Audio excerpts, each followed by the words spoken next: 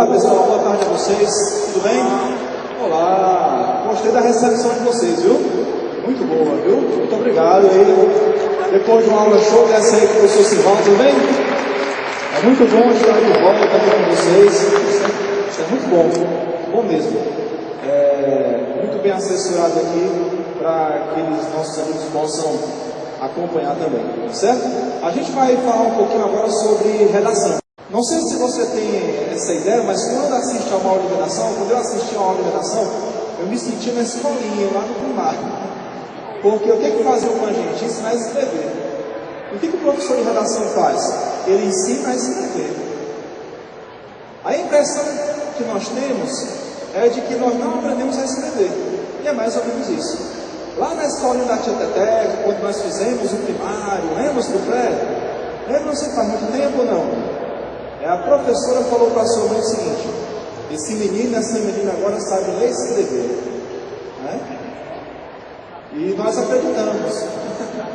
E ela sabe de nada, inocente, né? E aí quando a gente vai ter que fazer uma redação, a gente percebe a dificuldade que é. Como uma folha de redação no desafio. Você sabia que redação já foi usado como castigo? Depois da palmatória foi o pior castigo que em escola foi redação. Fazer uma redação. Nós temos produzido um pouco ainda, viu? Aqui na Academia Enem. Eu peço a vocês que façam redação. Queridos, vamos conversar um pouquinho sobre dissertação então. Eu vou pedir a vocês, em alguns momentos, para fazer algumas anotações. Certo? Em alguns momentos. Por enquanto não, porque muito daquilo que eu gostaria que vocês soubessem já está na apostila. Tá certo? Primeiramente, vamos só relembrar aqui o que é uma dissertação. Porque pode ser que haja alguém aqui que ainda não tenha entendido muito bem o que é uma dissertação. Lembrando que o Enem só cobra dissertação. Não cobra narração, nem descrição. Tá certo? Então, o que é uma dissertação? A dissertação é uma exposição, discussão ou interpretação de uma determinada ideia. Que ideia é essa? Ideia que está na proposta de redação. Pressupõe um exame crítico do assunto. E para que haja esse exame crítico do assunto, eu vou ter que fazer o quê? Pensar. Por isso, a boa dissertação nasce da reflexão. O problema é que na hora da prova, às vezes, a gente não consegue refletir, preocupado com o tempo. São 45 questões de linguagens e códigos, com textos bem pequenininhos, né? Bem pequenininhos, grandes. É uma prova exaustiva. E uma prova de matemática com mais 45 questões. Então eu preciso cuidar desse aspecto da criticidade.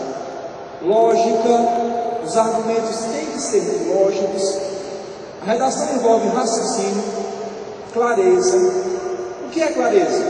É você escrever e o outro conseguir entender. Clareza não é você escrever e você entender. Porque a gente entende o que a gente escreve. Mas quando o outro lê, às vezes ele não entende. Aí eu pergunto a você, quais são alguns fatores que impedem a clareza no texto? Você tem a impressão de que foi tão claro. Você tem a impressão de que está aí, Por que será que ele não está conseguindo entender? Quais são alguns aspectos que interferem na clareza, ou seja, que impedem o corretor de não nos entender? Um dos fatores é a nossa letra. Está vendo? Se você tem uma letra ilegível, cuide dela. Outro aspecto, má pontuação. Na frase, não vou, sem vírgula, você está dizendo que vai ou que não vai? Não vai. Agora se eu colocar uma vírgula, não, vírgula, vou. Perceba que o sentido mudou. Uma coisa é 12,3, outra coisa é 1,23. O que foi que fez mudar aí o valor? A vírgula. Então, cuidado com a pontuação. Primeiro aspecto, letra. Segundo aspecto, má pontuação. Terceiro aspecto, ideias desordenadas. Primeiro tópico da apostila de vocês aí, se vocês observarem bem, eu estou repetindo o que nós vimos na apostila 3. Página 5 da página de redação, apostila 4. Na apostila 4, página 5, parte de redação, eu repeti o conteúdo visto na apostila 3, que é o planejamento da dissertação. Esse planejamento é muito importante para a gente não ter ideias desordenadas, porque ideias desordenadas prejudicam, sem dúvida, a clareza textual. Vamos adiante. Coerência. O que é coerência? É lógica. As ideias precisam ter lógica.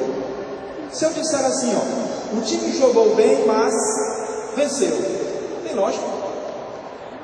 Não. Porque o mas estabelece uma oposição. E não há oposição entre jogar bem e vencer. Objetividade na exposição. A objetividade vai distanciar você do texto. Quanto mais distanciamento entre autor e texto, mais objetivo ele será. Porque as ideias não serão fruto daquilo que eu acho, mas daquilo que é. Planejamento de trabalho e uma habilidade de expressão. Essa habilidade de expressão é algo muito pessoal. Há pessoas que naturalmente têm uma facilidade de escrever, não é verdade? Quer um exemplo? O escritor baiano Jorge Amado, com 11 anos, já chamou a atenção. Com 11 anos, o professor apresentou diante da turma e disse: nasceu hoje como escritor.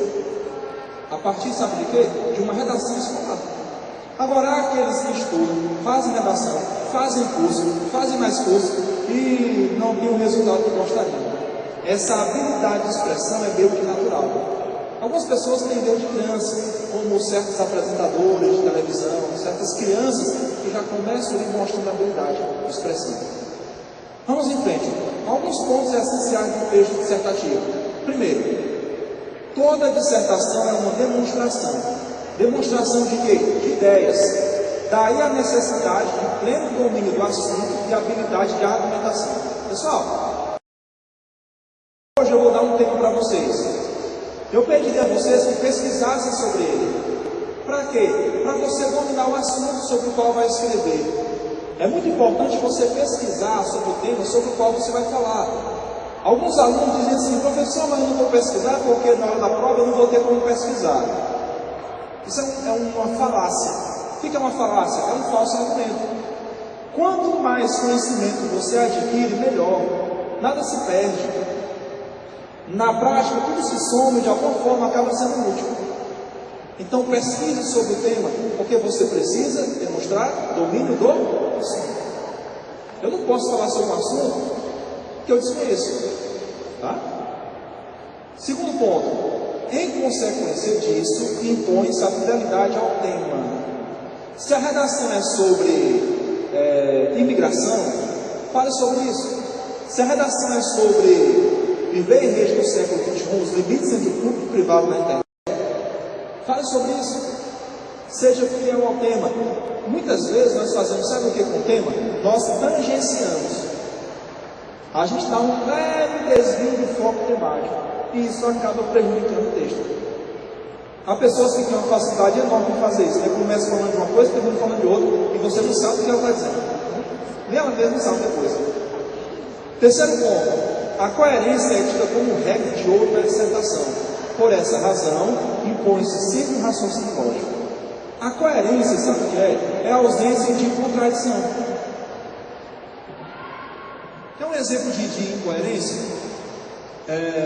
Você diz no primeiro parágrafo do texto que nada é possível fazer contra a globalização. E no final você diz que os países devem unir-se para combater a globalização. Pergunto a vocês, isso tem lógica? Se nada é possível fazer contra a globalização, como os países vão se unir para combatê-la? Até porque países se unindo já é globalização. Então cuidado com a coerência, com a lógica das ideias. Quarto aspecto. A linguagem deve ser objetiva, denotativa. O que é uma linguagem denotativa? É uma linguagem real. Qual a importância de a linguagem ser real? Seguinte, o texto é em prosa ou é em poesia? É prosa ou poesia que vocês vão fazer? Prosa. No texto em prosa, você vai documentar a realidade. O texto em prosa está preso à realidade. Nele predomina a informação. Então, se eu digo que uma flor nasceu no asfalto, isso aí tem que ser real. Será que é possível uma flor nascer no asfalto? Talvez, não entendo muito, mas é meio difícil, né? Uma flor nascer no asfalto. Mas essa frase é mais poética do que real. O asfalto vai simbolizar o quê? A frieza, a dureza do coração. E a flor, o amor. É como se o amor nascesse de onde você menos esperava. De alguém que você não esperava nada. Então, numa dissertação, tudo que é dito é entendido conforme foi dito. Se eu disser que estou num beco sem saída, realmente isso tem que ser um beco sem saída. E não enfrentando um problema que aparentemente não tem solução. Então, melhor dizer assim, ele enfrentava um problema que aparentemente não tinha solução. A linguagem tem que ser real, denotativa, porque aquilo que você lê no texto é entendido do mesmo jeito. Do mesmo jeito que foi dito, certo? Na sequência, qualquer ambiguidade pode ser um ponto vulnerável na demonstração do que se quer explicar. O que é ambiguidade? É o duplo sentido. Esse duplo sentido gera falta de clareza, e é aí que está o problema. Por exemplo, se eu disser assim, conheço a filha do diretor que viajou. Conheço a filha do diretor que viajou. A pergunta é, quem viajou? A filha ou o diretor? Esse que tanto pode retomar filha, como pode retomar também diretor. Conheço a filha do diretor que viajou. Professor, como é que eu resolvo o problema? Simples. Você usa um pronome relativo que tenha gênero. Por exemplo, qual e a qual. Conheço a filha do diretor a qual viajou. Quem viajou? Filha. Conheço a filha do diretor o qual viajou. Quem viajou? O diretor. Então, evite toda a situação ambígua. Certo? O cujo a gente só usa quando há ideia de posse.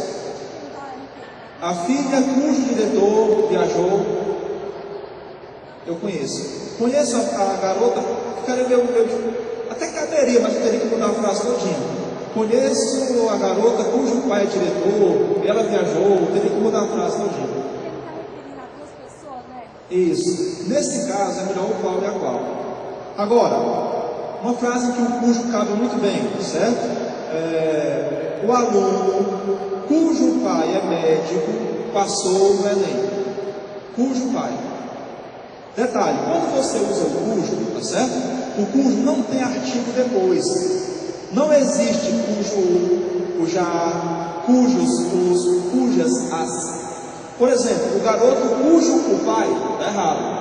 A garota cuja a mãe também está errado. Certo? Vamos em frente, ó. A linguagem também deve ser clara, precisa, original, correta gramaticalmente. Pessoal, como é que eu faço para ser original se o próprio professor diz que eu tenho que ler para fazer uma redação? Não? A partir do momento que eu leio para fazer uma redação, o que eu estou fazendo? Eu estou me apropriando das ideias de outros para compor o meu texto. E aí? Onde é que entra a originalidade? A originalidade entra na forma de fazer, na forma de dizer. Todo trigo vai dar bolo? Não. E se todo trigo desse apenas bolo, seria o mesmo sabor? Não. Tem bolo de tudo, não é não? Tem até bolinho de areia que eu fazia quando era criança. Você sabe que pobre inventa os próprios brinquedos, né? Eu era pobre quando era criança, bem mais pobre do que sou hoje, e inventava os brinquedos. Era muito bom esse tempo aí. Hoje as crianças passam muito tempo na internet, não correm, não pulam, não brincam, e estão chegando à adolescência com as mesmas doenças de idoso. Reumatismo, por exemplo, e outras coisas mais. Né? Então, ó, ser original significa dizer da sua maneira. Dizer da sua maneira. Certo? Por exemplo, há quantos anos se fala sobre o amor? Vocês sabiam que a literatura registra que há pelo menos 3.500 anos se fala sobre o amor. Há poemas de 3.500 anos. E nada mais pode ser dito sobre o amor? Claro que pode. Certo? Claro que pode.